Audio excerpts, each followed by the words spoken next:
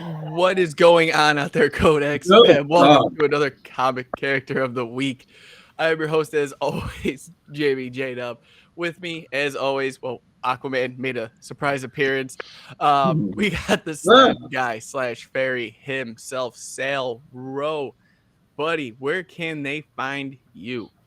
Oh, you can find me on YouTube under Sal's Comic Corner, or you can find me on Instagram as the Slab Guy 77. Thanks, Dan. Now, for those who don't know, Dan Kelly is doing art and throwing up commissions. But if you want to think of a better way about him, just imagine him in an Aquaman suit. Dan, where can they find you? You can find me on Instagram at Dan Kelly Art. Search hashtag Dan Kelly Art, and you'll find it.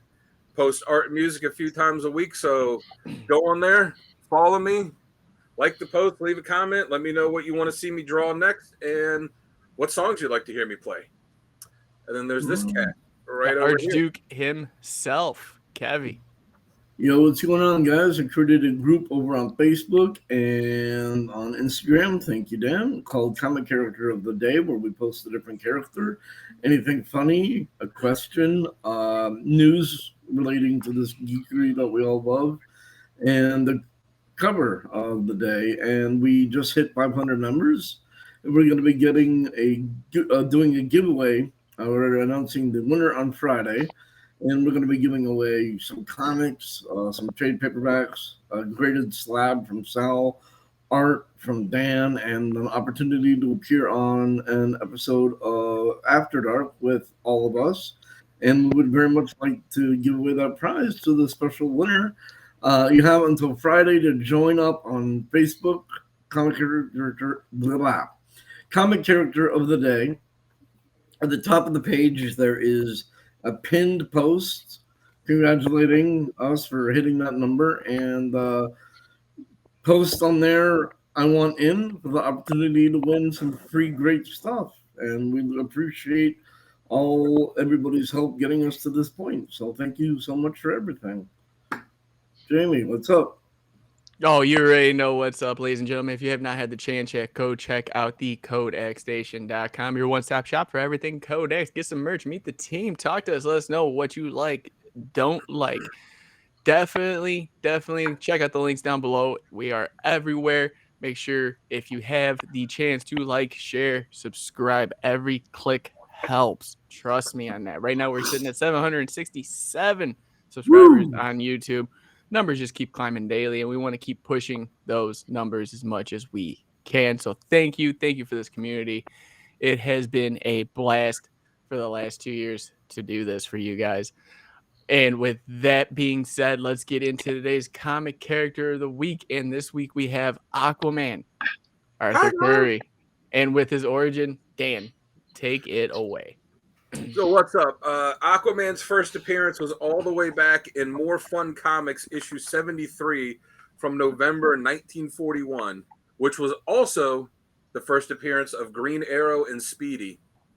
He was created by Paul Norris and Mort Weisinger. He's had, like a lot of characters, more so than some others, though, he's had a lot of retcons to his and changes to his origin over the years. So the one that's, I think the current one that's the most well known is he is the son of lighthouse keeper Tom Curry and the Queen of Atlantis, Atlanta. And he grew up with Curry and eventually ventured outside of the lighthouse there. Travel around, became a superhero, goes to Atlantis, becomes their king. Then he's not the king, then he is the king, and that's kind of worth a lot. He was a founding member of the Justice League. For his powers, he has super strength, invulnerability. He can breathe underwater. Due to being able to be underwater, he can see in near total darkness. He can swim at super speeds, and he can telepathically communicate with marine life. Awesome. That great set of powers for a character that should be more. Now, we're going to get into some scenarios and how this character works best, but I want to sit here and tell you guys there's something that works even better for us right now, and that is our new sponsor, Dubby. Now, I don't have my shaker. I do, but it's dirty. So I got it. It's smart water. Guys, Dubby Energy is the way to go. It's the cleanest form of energy that you could possibly find in an energy drink out there right now. Right now, I'm drinking Beach and Peach, which kind of goes with today's episode. Yesterday, day before, if you guys haven't had a chance, I was drinking the Dragonade, and both these flavors are amazing so far. It's given me a boost of energy that I haven't had in a long, long time. The guys even told me before the show started, Jamie, what's going on? And I'm like, here you go. But you guys don't have to take my word for it. Talk to the guy that never liked energy drinks himself, Sal Rowe, and he'll give you his testimonial on it as well. Absolutely. I was never an energy drink guy. I could never stand them. They made me too jittery. They were too sugary, nasty stuff. And I tried this on a whim. Jamie said I had to do it. So I got to listen to Jamie. But I did love the taste of them. They were not jittery at all. And it gave you that boost of energy that you need. And there was no crash afterward either. Now, if you guys want to get your own, they do have a starter pack, comes with a shaker and the two flavors that we have just mentioned right now, which is Dragonade and Beach and Peach. If you guys order those or anything on their website, make sure to use the code word CODEX. That's CODE-X at checkout to save yourself 10% on your order. Guys, every purchase helps. It helps us grow. It helps you guys have a little bit more energy and your pep in your step than you need. It helps me try to get through the day. Trust me when I say that. Sal just bought 2 more tubs. Nice. So we got that going for us. I'm going to be getting more tubs here soon because Jamie likes the energy. So moving on, let's get on to how Aquaman fits best in a scenario. And we're going to start off with Kevin on this one.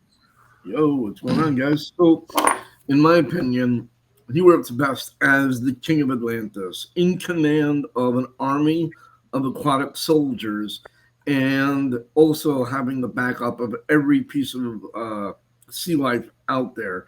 A threat to the surface world, an environmentalist, being that he has the backing of 3/4 of the Earth's resources. He is a real threat and a force to be reckoned with. And putting his people's needs and the needs of the ocean, the Atlantis and the oceans and the sea life ahead of his whole calling to be a superhero. I like I want to be a hero, I want to do this, but my priorities lie with my people and my responsibilities. I think he's of best use in that scenario. I think he's most interesting, being pulled in the 2 different worlds, the surface world and his responsibilities in Atlantis. That's my take on it. Sal, what do you think, buddy? I gotta agree with you on this one. I think he works best as the King of Atlantis, and he's got his people to look after. He's got the backing of every sea life creature you could ever imagine possible, and of course his Atlantean army. So I think every story or everything that works best with him has to deal with everything under the sea. Under the sea, and just, I like the little shimmy there. It just added that extra little spark. You love it. You love it. You gotta. Like Kevin said, it's 3/4 of the Earth, and there's so much that's not known about it that you could take for real what is actually being shown to you. So that's where I think he works best. How about you, Dan? What do you think? Yeah, I agree. I like when he is, doing his duties as king and has to lead Atlantis, which, essentially ruling, all of the ocean, makes him the biggest monarch on the planet. But I also like when he has to kind of balance his responsibilities to being the king of Atlantis and being an integral member of the Justice League, especially since he was one of the founders, was there for a long time through a lot of iterations of the league. And I like when he is, because everyone with the Justice League, they're like, oh, Superman's going to be the leader. And, we all get why. But, at the same time, Aquaman's kind of like, hey, I'm a king. Like, I'm used to leading. So I like when he kind of bristles a little bit. And they've done it more recently, I think with like the new 52 and stuff, where he's kind of thinking like, no, I should, like, I should be the leader. Like, are you kidding me? Like, because he's not just, he's not just another guy on the team. He's the one that's a legitimate sovereign. So I like that too, when he's in charge and he just absolutely refuses to compromise. Yeah, that's good. That's a good point. Yeah. How about you, Jamie? So with me, I'm gonna be 100% honest. I actually like when he uses all of his powers. I feel like they, and no pun intended, they water him down. Like they literally, like they take away, they strip away all of the essence of what Aquaman is and what he can do, and they just make him the fish guy. Yeah. Like, I can talk to a starfish. Yay. Like that's not what he just does. He's like what Dan was saying, even with the new 52, they kind of brought him out into and ushered him into a new found era, which fit him perfectly well. As being the king of Atlantis, as being the guy that's like, no, I can lead this team just as well as anybody else, and showing how dangerous he can possibly be, rather than just a guy that can sit back and throw a trident and stick people with pointy things. I poke you. Yeah, I'm gonna jab you to death. That's basically what it was. And he throws a dolphin at somebody. It's great. But with that being said, all the characters that we usually go over have these badass moments, and we want to talk about some of our top 3 badass moments for the character. And with that being said, Sal, why don't you take that one off for us, bud? Okay, so I've got 3 badass moments, but I got one honorable mention which I have to throw in. Go ahead. All right. So one of the stories, there was a very early story. I believe it was I think it was Golden Age, and Superman and him were fighting some telepathic squid. Superman gets knocked out by this squid. Now, this is a little bit of a stretch here, but in his power set, he's able to control everything marine life. Now, as human life has evolved from marine life, Aquaman made the assumption that Kryptonian life also did the same evolution. So he was able to actually animate Superman and help him battle this octopus while Superman was completely knocked out. So I think that's pretty bad. Send me that info because I need to check that out. All right, I will. I'll send that to you. The second thing I got here is they kind of mixed a Greek god story with him, and he actually punched Charon in the face, and then he took his boat from him, and then he hit him with the boat at the same after that, and then he took down the 3-headed dog Cerberus, and then he talked to Lord Hades, and he talked Lord Hades into releasing him and Poseidon from the underworld. This is there was 3 different things here. He took the boat off the riverman, he hit him with it, he took down the dog, and then he talked he talked Lord Hades out of into release. He didn't just hit him, right? Didn't he decapitate him? Yeah, he did. Yeah. He decapitated him with the boat. There's a bit. You hit me, I have no head. And then bam, type of thing. All right, so now my honorable mention, which is completely funny. This is definitely early Aquaman thing. He actually threw a polar bear at people. they were poaching baby seals, and he threw a polar bear at them. and the guy's expression is like, "What the hell? What's going on here?" He's like, "It's bears." Is like, got tossed on us. Hilarious. So that's my honorable mention with that. My last one. This is a really good one. This is part of the new 52, and he, like Dan said, he's came on here. He's a monarch. He's like, I need to lead. I'm in charge. I could do this. And Green Lantern's like, who the hell are you? What can you do? And then he turns out into the ocean, and he summons all these giant sharks that come out of the water and start eating the parademons as they're coming down. And you can see the look on everybody's face is like, oh, okay. We know what you do now. good move there. So those are my 3 badass moments. Nice. Dan, what do you got for badass moments?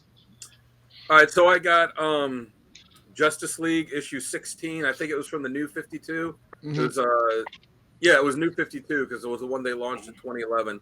Yeah.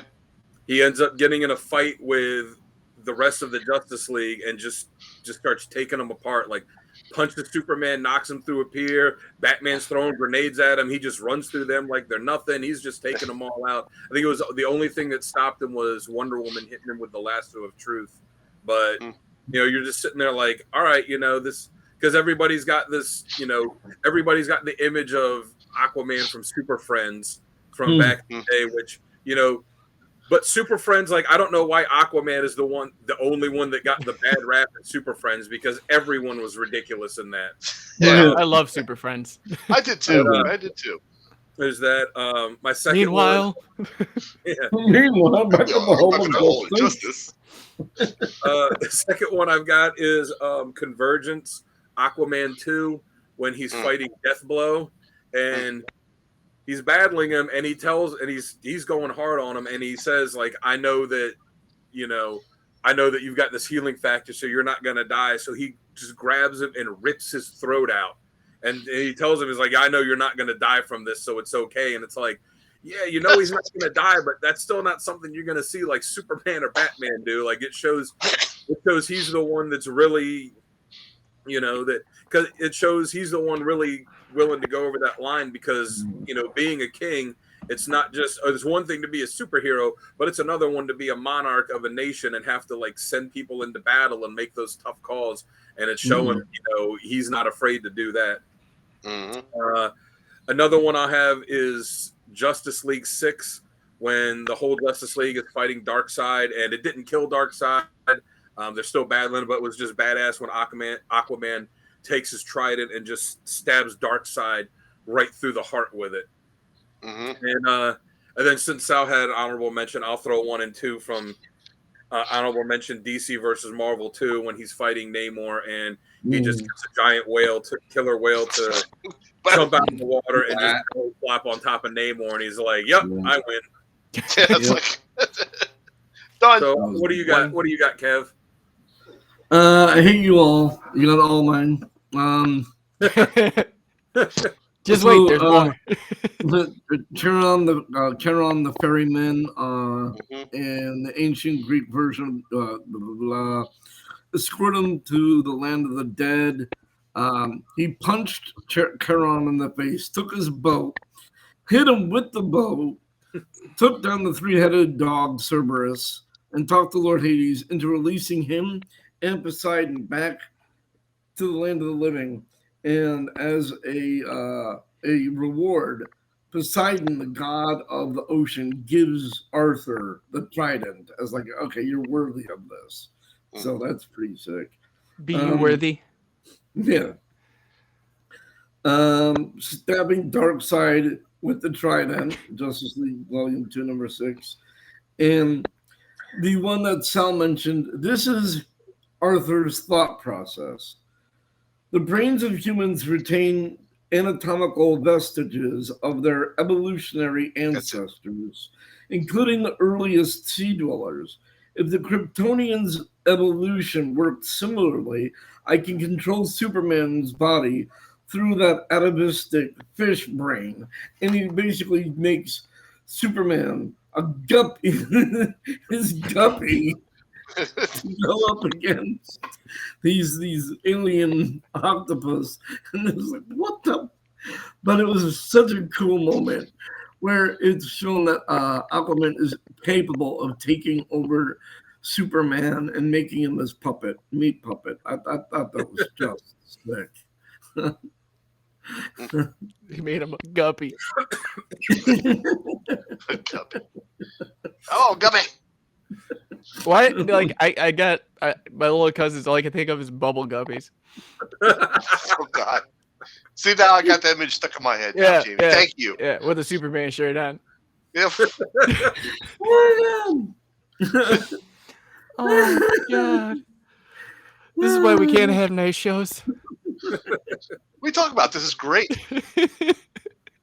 Yeah. So tell us what you got, Jamie. So I have one that Sal had, and that's when Aquaman releases the ocean on the parademons because he was just trying to one up Hal.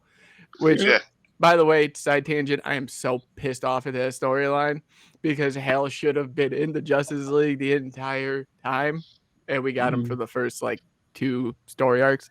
But with that being said, like having those sharks and every aquatic thing possible come up and just chew the parademons, and he's just standing there with the trident, like, yes. Yeah. It was perfect cool. bliss for the character that has been needed for a very long time. Yeah. Mhm. My second one, and this has been retconned so many times, is how Aquaman loses his arm and gets a harpoon as an arm. Because when you think of badasses, you think of harpooned armed aquatic life Pirate. people. I hated that actually. I know, but it was just so cool to see the first time when he's like, yeah. And I'm like, how do you use the bathroom? Yeah, at first, What if you because got at like first a it was scratch? like he just stuck the harpoon in there and then just like wrapped tape around it, like, here you go. And people Yeah, were this like, is do you need some help? yeah, this is the great value version of what I needed. Ordered off Wish. Yeah, right. It's on Etsy. But my last one is actually from the Injustice series, and that is the war between Atlantis and the Themyscirians. That I thought that was prime Aquaman, where he's like, I don't need Earth. I'm gonna kill every single one of you, and I'm gonna take over the land and sea. And it was just like, that's the Aquaman we need. Like, Right. that was that transition where it's like, I know this isn't like continuity based, but this would be cool to have. Absolutely. That was an epic battle. And then honorable mention, since we're obviously throwing those out there, was Justice League number 16, where he fights the Justice League and is like, no, I'm captain now. Like, you have no choice whatsoever. Yep. Hang on, let's see. Tone is in the chat. Did anyone say when Arthur was revealed to be the great calamity that actually destroyed ancient Atlantis, he was the one of the ocean destroyed it in massive tsunami and sank it? Oh, Yeah, that was the storyline in Justice in the JLA series when the whole Justice League got trapped back in time. Yeah, I forget what the name of Rock was. It Rock of Ages? I think so. I think that was it. That sounds right. Because they had the whole new Justice League with Nightwing and Green Arrow and Firestorm and all them. Yeah, I believe so. Thanks, Tone, for throwing it out there for us. Tone. Yeah, we miss you, buddy. But obviously, with these bad, Dan, the Obsidian Age. Obsidian Age, that's what it was. Yeah, Rock of Ages was a different one. Yeah, Obsidian Age. That's a movie. But like I was saying, with these badass moments comes some critiques about the character, why they aren't that great, why they even suck at some points. So with that being said, Kevin, why don't you take this one away for us?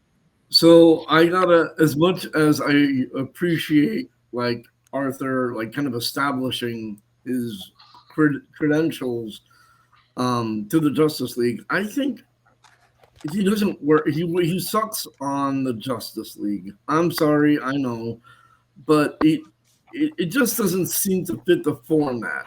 Like, he always kind of just fades into the background as a superhero on the Justice League, because they have, like, everything is bigger than life, and Arthur works best in the water, and it just, the two are kind of seem like the mix, like oil and water to me, as far as Aquaman being on the team. It just doesn't work well. It doesn't do the character justice. So I don't know. That's I as much as I love Arthur, as much as I love him into the Justice League, and he deserves the respect as a founding member. I feel that he should stick with his own solo adventures with Atlantis and being a adjacent ally to the Justice League, not being on the Justice League proper. But that's my take on it. So what do you think, bud? Actually, I'm in agreement with you on that one. I really think he doesn't really fit the form of the Justice League too well, unless he's leading it. If he was leading it, then I would probably have a different viewpoint on that. Yeah, but I think he would work best as like an ally to the Justice League, and sticking him on there does him a disservice for that. And I'm gonna probably piss off Jamie with this one, but I did not like the harpoon hand. That whole bit. I think I don't know. That was trying to make him more badass, which was, yeah, okay, it was badass, but still, then you got a harpoon for a hand. I mean, it just doesn't work logically for me. So, I didn't like that whole bit. I could see but the rage building in Jamie's I know. seething. DC. Dan, what do you think? I was waiting for that. I'm getting kicked off more than Kevin. Amazing, right? All I wanted was one of those Venom issues, and this all could have been resolved. Give me a tab and a Venom issue, and we're good. One of my 3 Venom issues? I don't think so. 300? 3. All right, Dan. What do you think, buddy? It's not so much anymore in the comics. But I don't like the kind of perception that he still has about like, oh, he's the, you're like Batman, you go save this person, and Wonder Woman, you save them, and Flash, you do them, and Aquaman, go talk to some fish. Like that whole perception of him just being the goofy guy, which I say isn't really in the comics anymore, but just kind of the perception, a lot outside of comics. And it seems like sometimes in the comics they'll have writers that'll make him just like really lacking confidence and unsure of himself and questioning in himself all the time. And I have all those traits. And but yeah, me too.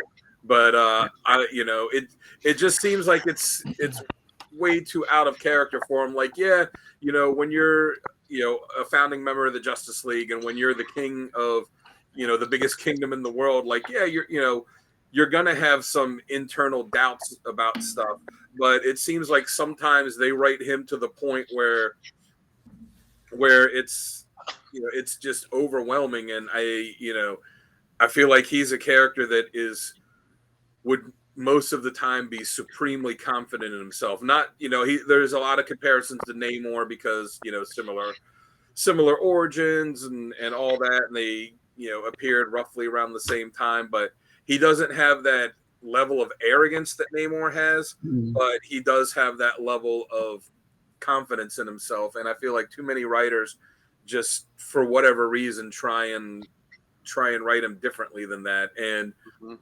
about the harpoon hand, I actually thought the original one. I thought the original one was better, where it was just the harpoon and not like the gold one with like the weird kind of twirls and stuff. And even though I love that Peter David run, it had some great stories, I hated that costume that they had him in. Okay. With like the one sleeve and I didn't like that suit. I'm going to ask you, Jamie, what about the water hand when he was the Lady of the Lakes avatar person? How about that one? Was that? I was cool with it. I'm cool with any adaptation. It's just like, as long as you can give the character some uniqueness, then, because of the fact that you're not going to use them properly, might as well just make them unique. Because it was the harpoon hand, and then like an issue or two later, he got the hook hand where he could like kind of shoot it out, and then he got it changed where he could like kind of do like attachments where he could take the hook off, and then it was changed where it was like a liquid metal thing or something, and then it was changed to a water hand, and then he went through a lot of iterations with that left hand. That's why I said every retcon of losing his hand. A back scratcher. All right. So well, what are your criticisms of him? My criticism is this: is that you guys are right in the sense of him not belonging directly into the Justice League. I feel like with what they do with him, with what they utilize with him, it just doesn't make any sense to have a character be just a background character, right? Yeah. Rather than be a forefront founding member of the Justice League. If it was something like it was like a Justice League Unlimited aspect where he was a like honorary member and would come in to help out when necessary, okay, cool. But don't make him a member and a founding member and a subsequential like a totem, a pillar for this whole thing and not utilize them. Makes no sense to me whatsoever. So I feel like that's where he lacks the most, is being a part of something that he's not a part of. Because the other team that he had, which they haven't done anything with in a while, when he had that team, the Others, he was like the clear-cut leader. And that was that was a really good book, and that ran only 12 issues too, I think. 13 because there was a 0. It was really good, but it didn't last long. No, but real fast, Tone. Yes, we did talk about the Super Friends cartoon earlier, making him probably the worst character ever riding on seahorses. Yeah. They made Gleek more relevant than they made Aquaman. They made the Wonder Twins more relevant than anything. I can turn into a bucket of water. And Aquaman with the water, they could have done something there. But they never did. Now, with all that being said, we get it. There's great points. There's negative points for these characters. So let's get into some of the comics on this aspect.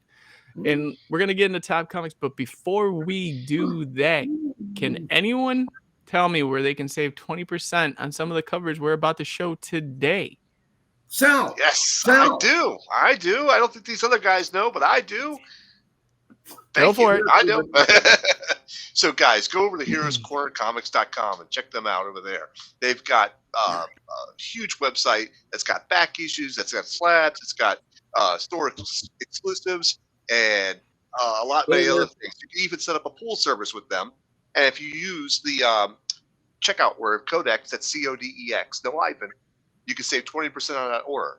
Plus, they've got a codex special bundle over there, which is 3 Hero Corner Comics exclusives that you can get for that. And you can still use the codex keyword and save 20% on that. Yes, you can. And for those who want to see it, we're going to show it to you right now. What's up, everyone?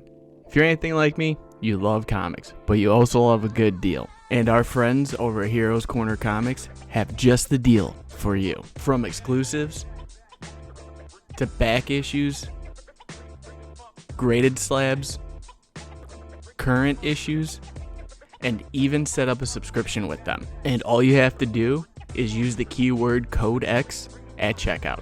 That's CODEX, and you will save 20% store-wide. So don't miss out. Don't miss out.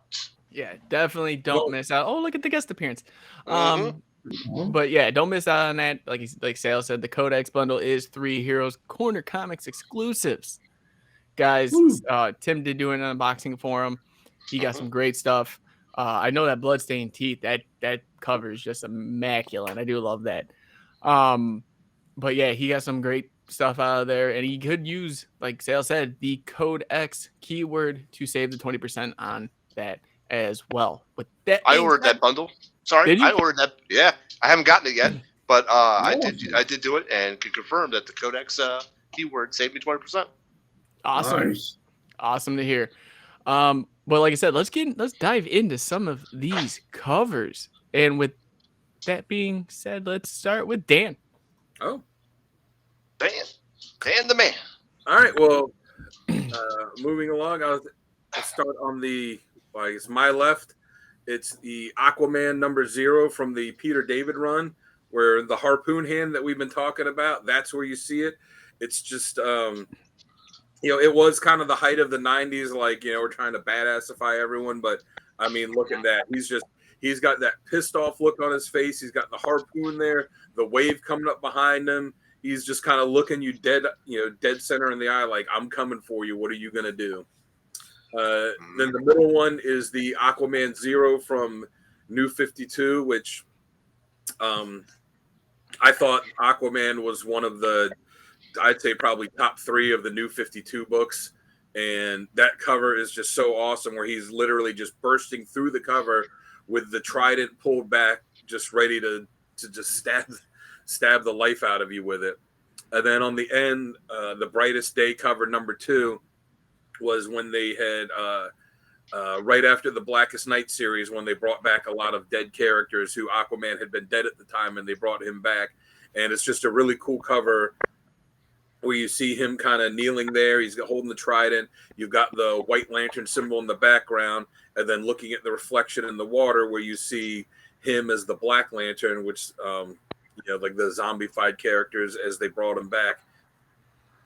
And, it's just, I always thought that was just an amazing cover, where you see the difference between the light and the dark right there. Right. All right. Sale. All right, so I got one from the New 52 as well, Aquaman number 33. I like this cover because it looks like he's standing on top of the octopus, or it's holding him up. Gives me that majestic type of look, and he's got Batman in the background, and he's holding the trident, like that. And it's just like, I don't know. I feel like I get the vibe of like he's saying like, "Yeah, f you, Batman. I'm going off the sea. See you later."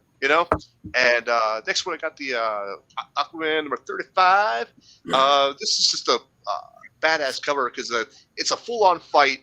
It looks like he's got the pitchfork behind him, and he's got his hands up on the guy behind him. So it's just a pretty badass fight cover. And then I got Aquaman on the story of Time and Tide, which is a great story, by the way. But I like this cover because you also got Flash in the background running on the water next to him. But it looks, as he's popping out of the water, he's got that badass look as well, and it looks like he's ready to fight, like he's popping up into action, you might say. So that's what this one. And that was kind of reminiscent of a scene from the first issue of it. What's that say again? I said that cover is kind of reminiscent of a scene that happened in the first issue too. Yeah, that's true. And that's Ocean Master in the background, is it? Yeah, I believe so. Yeah. All right, Kev. All right, we got Aquaman number 0, like Sal was saying, that harpoon hand, that stance. Like, if I didn't know anything about Aquaman, I still would be like, whatever I did, I apologize for. Don't listen to me. Holy crap. We got Aquaman, the New Wave number 1 for the middle. That's when he had the water hand, when he was basically the Lady of the Lakes avatar, I guess, for lack of a better term. But just and the detail on that cover is so amazing. Then we got Aquaman number 63, and it has a really, really cool scene of Aquaman in the background looking majestic, but in the foreground it has a great picture of Atlantis, which I think doesn't get enough exposure in comparison to like Wonder Woman's Themyscira. I'd like to get more details into the inner workings of Atlantis, and this cover kind of suggests that. So those are my 3. I think they're all pretty great. What about you, Jamie? All right. For mine, I do have 2 from the New 52. But the one that I do not have from there is Death of a Prince. And you'll hear a little bit more about this a little bit later. But to me, this is just an iconic cover in the least. This is where Black Manta ends up finally killing Arthur Curry Jr. And we'll get into that a little bit more later. But I do have Aquaman number 18, Return of the King. And I just think this is a great cover. Him just sitting there like he's just like, I rule everything down here. Don't mess with me. I am the king. And then that is a good one. Lastly, we have Justice League number 16, which we've all talked about. But just the cover alone of him fighting the whole Justice League, it's from the Throne of Atlantis story arc. It's just, to me, perfect in every way you could imagine. Got Aquaman number 18, Return of the King. That cover to me suggests the Shakespearean line, "Heavy hangs the head that wears the crown." Yeah, it looks like he's has a lot on his plate there. Yeah, no, definitely. But it's cool how the throne is designed in that too, with like the the undersea stuff. It's not just like a standard kind of throne. Right. No, let me throw this question out real quick. Which Aquaman look do you guys prefer? Short hair and clean shaven, or long hair and beard? I'm gonna throw one better at you. I want short hair and beard. Oh. Short hair, clean shaven. What about you, Kevin? I got to go with the beard because what I represent. But as far as like His hair goes. I don't mind long or short, but I think he needs to have the beard because I don't think there's enough superheroes that actually sport facial hair. So him and Green Arrow. I like the long hair and the beard on him. I think it looks badass. It does. All right. Well, like I said, And we honestly, went over the. honestly, and I'm sorry. Let me just. And honestly, logistically, underwater, the flowing of the long hair would look really cool too. So Or get in the way. No. It's just right here the entire time. I'm gonna kill you. Oh! Just ruined my All right. day. All right, go ahead, Jamie. All right, but with these comics, the covers are amazing, but obviously inside, some of these artists and writers do an amazing job on the interiors. And with that, I want to kind of get into some of the essential readings or kind of recommended readings that we want to go over for those of you that want to check out this character. So with that, let's start with Sale. Awesome. So there's a lot of good stories, obviously, but I wanted to choose one from almost every age. So the Search for Mera, Aquaman 48 through 48, that was actually a Silver Age story. And from what I discerned from it, this is a really good story to follow up on and how he deduces things and goes through the story. It's just a well read. The next one I got is Aquaman Sub Diego.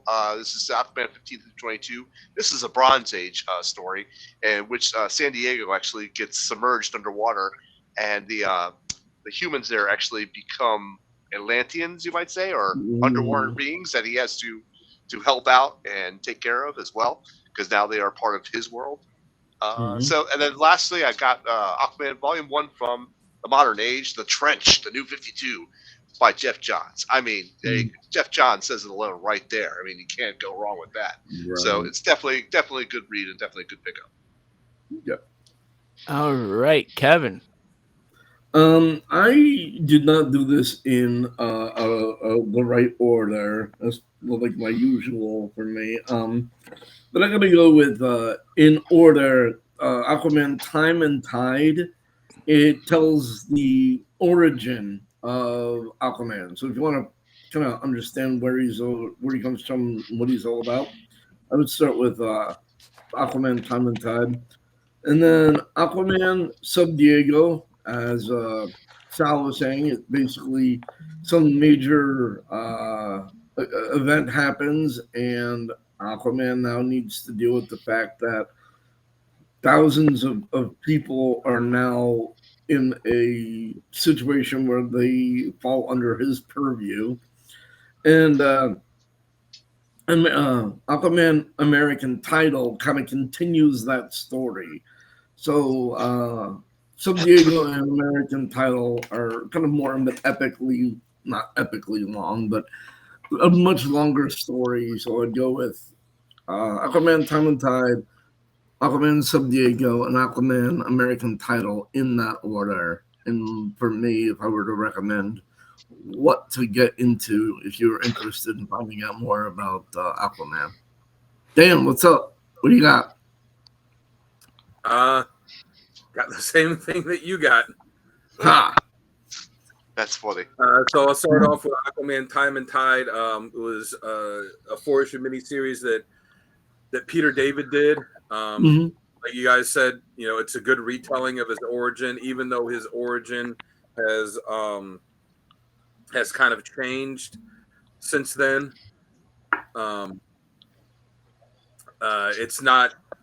It's not the origin that I gave at the beginning of this because, he's one of those characters that's been changed a bit here and there. But, it shows it's like him sitting there kind of writing his autobiography and just recounting himself from when he was abandoned as a baby on Mercy Reef because he had blonde hair and they thought he was cursed, to being raised by dolphins, to meeting humans for the first time. And, like I said, when Sal showed his covers, there's a great scene in the first issue where the fish are complaining to him about this kind of ruckus that's going on the ocean where Trickster is robbing a cruise boat that's full of police, and as he's making his getaway, Flash goes running across the water to get him, and then you just see Aquaman pop out of the water in front of Flash, and he goes like, basically, it's like when your neighbor yells at you to turn your music down. He just pops up. He's like, "What are you all doing? You're bothering the fish. Get off my lawn!" yeah. So it was pretty good. It's kind of goofy in parts, but it's it's a good introduction to the character. Yeah. And then Aquaman Volume 6, 15 through 20, American title. That's the thing where with Sub Diego, where this kind of mad scientist has decided that the future of mankind lies under the ocean with the way that the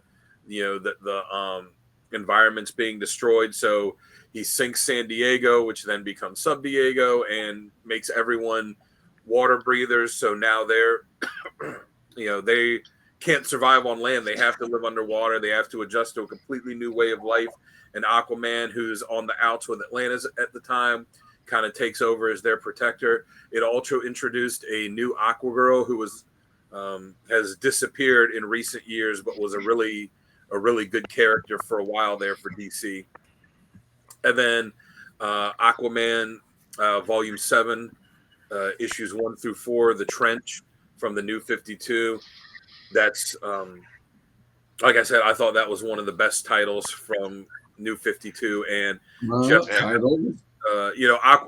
Peter David had a great run on Aquaman in the 90s, but when you look back at it, it was very much a product of what was going on in the 90s. They tried to change him and like, we're going to make him badass and change a lot of stuff. Whereas Jeff Johns with that book seemed to embrace a lot of the goofiness of his past and spin it in a way that made sense with him. There's a great scene where he just walks into this restaurant and orders fish, and people are like, "You eat fish? They're your people." He's like, "What are you talking about? Of course I eat fish. Like, what do you think I eat living underwater?" And there's a scene where he's like charging at somebody and they're shooting him and bounces, or the bullets are just bouncing off of him, and people are like, "Oh man, this guy, is really tough." They introduce the whole characters of these creatures from the trench, and it's I think that was the start of the Aquaman that we have now. Yeah. So how about you? What do you got? All right. So for mine, I have first off Aquaman Drowned Earth.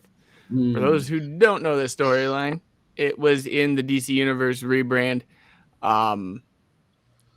Basically, there's a virus within the aquatic life that's turning humans into crustaceans, and different forms of them, from Batman to the Flash to every Justice League character to all of life.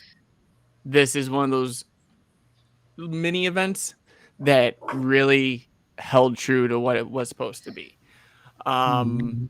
Next up, I got Aquaman Out of the Darkness.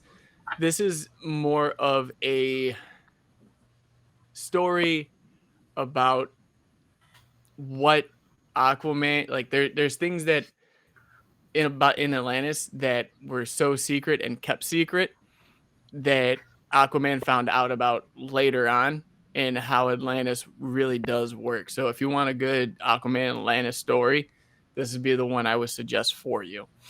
And then lastly, you've seen the cover of it from me, but I got Aquaman Death of a Prince. And this is one of those ones that tear at the heartstrings for me. Yeah. This is probably, it's the most unappreciated storyline, I think, of comics. No one talks about, where Black Manta ends up killing Aquaman's baby infant son. And what happens from that point on, with Mira blaming him for it and his whole life crumbling around him. It's just a great story altogether. So those would be my 3 picks. Yeah, that one was brutal. And that was in a time like before stuff like that was commonplace in comics. Like that was, I mean, that storyline was so popular because his series had been canceled at the time, and he was I think Adventure Comics. And that storyline was so popular, they brought his title back so they could finish the story. Yeah, Yeah. that was a good one. And it's But- the first time too that we got to see Black Manta was a black guy. Like when he took his helmet off, and he kind of tells me like, "Why do you think I'm called Black Manta?" Mm. It isn't just the suit. Right. But yeah, But- that was. You're right. That was a really good one. And Yeah. unfortunately, With that being said, every writer and artist that's been put into these books, we have grown to love over the years, and we're gonna kind of go over our best writer artist combo that we think fits this character so well. So with that, Dan, go ahead, bud. as much as I love Peter David's run in the '90s, I do think there's a lot of it that was kind of not too '90s-ish. So I'm gonna have to go with Jeff Johns with the way he wrote the character. There were some really good writers before him, but the way he wrote the character when New 52 started, and he like I said before, where he blended some of the kind of goofy aspects of him and didn't really try to hide from them or act like they didn't happen. He just incorporated them in a way that Jeff Johns is really good at doing with a lot of these classic characters. I think that's really what gave us the character as we know him today. And then for artists, there's been some really good ones. And I kind of went back and forth between two of them, but the one I'm going to ultimately have to give it to is Ivan Reis. I don't know how to say his last name. Right? Yeah. Reyes. His artwork was just fantastic on it. He did that. He did the run on Aquaman when Jeff Johns was writing it to start. He drew it in Justice League for a while, and just really fantastic dynamic stuff. So, what about you, Kevin? Which ones do you like? God only knows how much it chafes me to have to agree with Dan Kelly, but I gotta go with Jeff Johns and Ivan Reyes. Jeff Johns really is the virtuoso of telling the DC story. He's great.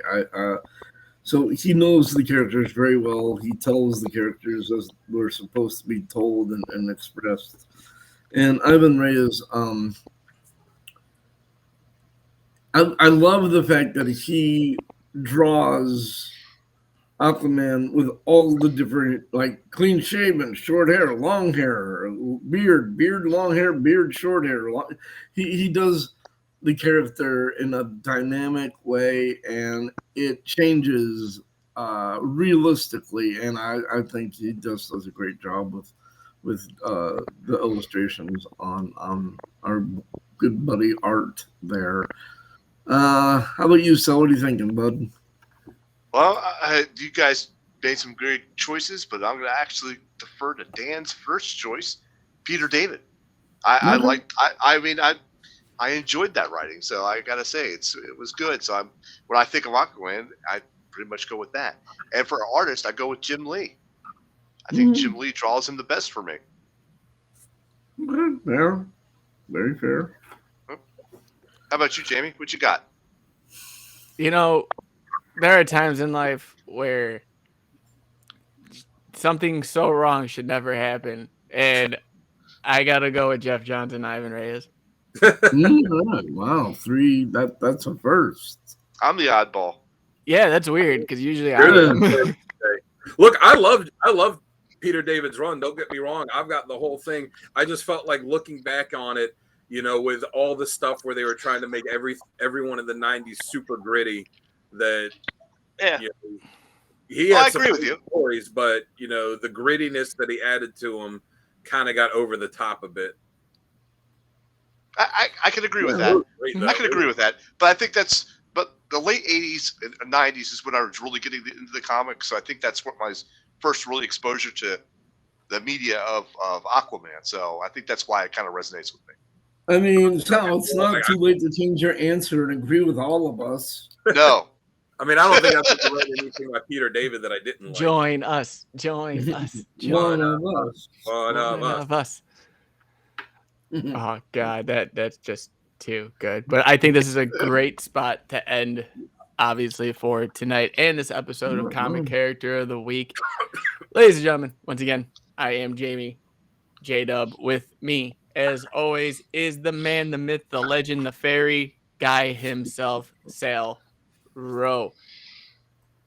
Hey guys, you can find me on YouTube under Sal's Comic Corner and under Instagram as the Slime Guy 77. Thanks, Dan, for that. And then we have the one, the only. Oops. Give him all your money. And look at what Sal's showing now instead of before. Yeah, you can find me on Instagram at Dan Kelly Art. Just search hashtag Dan Kelly Art and post art and music there a few times a week. So give me a follow and let me know what you want to see me draw. Let me know what songs you want to hear me play. And yeah, come check it out and leave me a comment. And then we got this cat right here. Yo, what's going on, guys? I created a group over on Facebook and Instagram called Comic Character of the Day, where we post a different, thank you, Dan, where we post a different character, different bit of news, different cover, anything funny, and a question about all this geekery that we know and love. We just hit 500 members, and we're going to be doing a giveaway, and the winner is going to be announced this coming Friday. It's not too late to come over, join up, and add your name to the potential winner list. Just go to the top of the page, and I have it pinned. Go to the bottom and post "I want in," and you will get an opportunity to win some free great stuff from all of us here on the Codex After Dark and Comic Character of the Week. And it's going to be a great thing. What's up? And the podcast itself. And the podcast is going to be amazing. So come and check us out. We'd love to have you. Take us on home, Jamie. All right, ladies and gentlemen. Once again, thank you for watching this today. If you haven't already, you know what I'm about to say, go check out the codexstation.com, your one-stop shop for everything Codex related. Buy some merch, meet the team, talk to us, let us know what you like, don't like. Check out all the links at the bottom. All of our socials are posted down there. We are on everything. Let us know what you think by sharing, and subscribing. Every click does help. Trust me when I say that. We get excited when those numbers keep rising. And it just makes me more happy every day when I open my eyes at whatever time I wake up now. To see the numbers keep climbing. Once again, guys, there is a lot going on out there, and you never know the battle someone's going through. So making someone smile or just giving them hope can change the outlook of their day or life. So always be kind, and we will see you in the next one. Much love. Peace.